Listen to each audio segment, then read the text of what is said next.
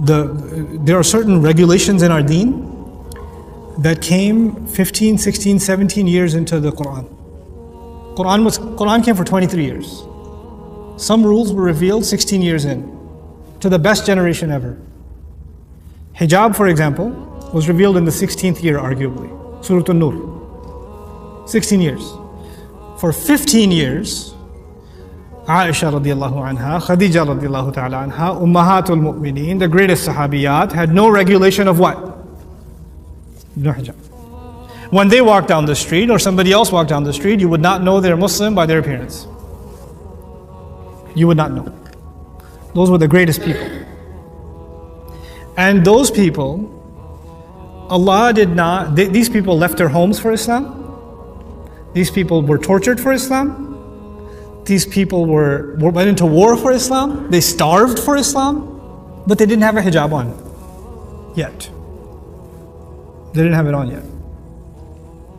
Why do you think that is? Why didn't Allah just send it from the beginning? Well, if you're a Muslim, take shahada, put a hijab on.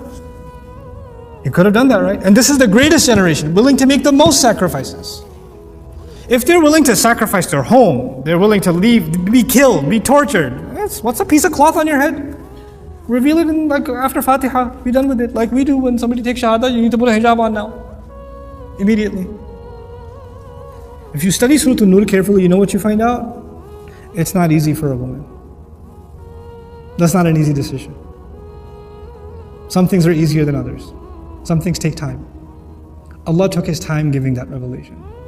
We don't take our time easing somebody into things.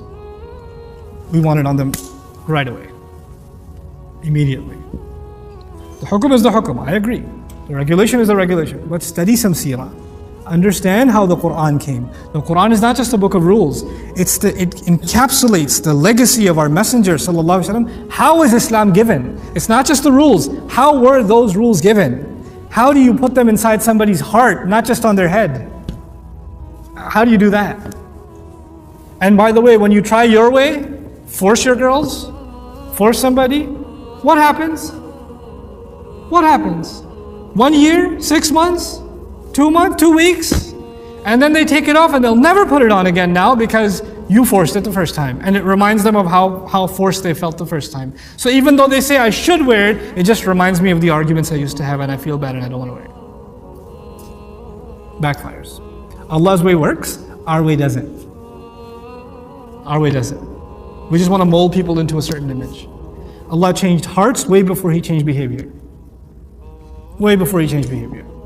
This is important to understand. We're living in a time where Muslims are very far from Islam.